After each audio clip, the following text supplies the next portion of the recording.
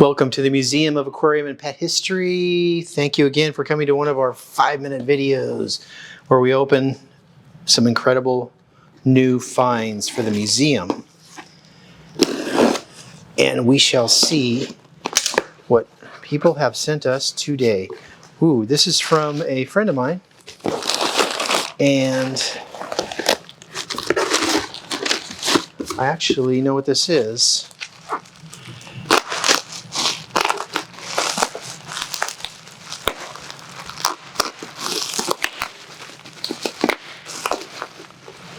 So this is a metal frame aquarium that was made as a filter. You could see the little hangers. So it would go on the back of a fish tank and it would have all the tubes that come into the tank. And this particular one was made by Marco. Marco, that made a couple different types of air pumps. They made this small size metal frame tank, because most of them are a little bit bigger, a little longer, and some of them had motors on them. They were motor driven. This was air driven, and it was Marco. There is no bottom glass, so we'll have to restore that, and we'll have to figure out the tubing and get the guts back for it. But that's a really rare piece. You just don't see those very often. All right, that's number one. Number two.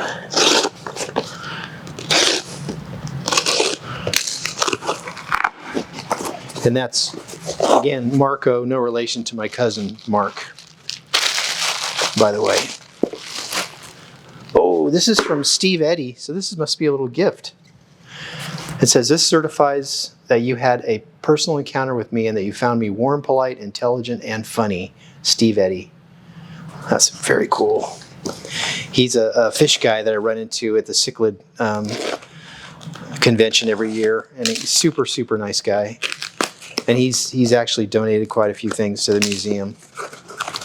So I was surprised to get this. And I don't know what it is. Is it drugs? It says, "Do not crime scene, do not cross." Is he like having the police come and bust me for this? Oh, he sent me a disc, or what do you call these? USB. And it says Herbie files. So this is secret files on Herb Axolrod. Probably not secret, actually. And I will have to digest that and get back to you folks on it. That's why he sent the crime scene. Actually very funny. Okay, another one.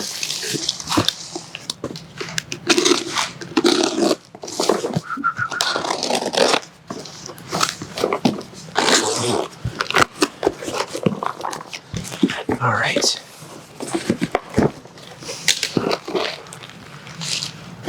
Ooh, yes. So I had this, when I did a mouse article, I had a woman contact me and she said, "When are you going to do hamster articles?" And I'm trying to get together a bunch of items on hamsters, because, you know, hamsters became pets like in the 60s. Before that, they were not available. And they came in for medical research and then found their way into the pet industry. So I am looking forward to doing a little article. This really revolutionized the care of hamsters, and Living World came out with a Habitrail, which was really a bunch of, it's like a plastic house for hamsters with the tubes that they can walk through, which emulated basically them living underground. And it was really cool. And then they, of course, had all these add-ons like this Wildfire hamster car. And basically, it's a hamster wheel. You put your pet hamster in there, and he runs. And he can run all over your house with this little car. It says, "Your pet is the driver. Colorful design. Oh, colorful design it yourself decals. Runs on 1 hamster power."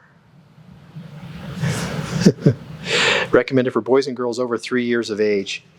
It even comes with a handle. Oh, and here's your Habitrail. So you could see the main thing. You could see all the tubes going everywhere.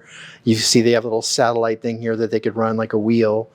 You could open the door here and they could pop out and you could say hello to them. There's a snack bar here for them where you could feed them. Another wheel. This is really cool, this thing here. I've never seen it. So anyways, Metaframe made this, and that's very cool. I'm looking forward to doing the hamster video. All right, so I'll just do this one more. And this is something, I know what this is already. So I sold a guy a bunch of bird tins. He asked me, do you have any bird tins? I said, yeah, I got extra ones. So I sold it to him, and then he sent me a picture of his collection because I didn't want to sell him or offer him something that he already had. And he had all these really nice tins in his collection, bird tins, and he'd been a lifetime bird collector. But he had one fish food tin, which kind of bugged me. And I'm like, why do you have one fish food tin? And he goes, well, when I bought a bunch of stuff, it just came with it. And I said, okay, well, I'm going to sell you these bird tins, but you need to sell me that fish food tin. And he did. So he sent me this superior natural fish food, super rare. I have never seen it. So that is a good ending to this video, a rare fish food tin. Okay, I will see you next week.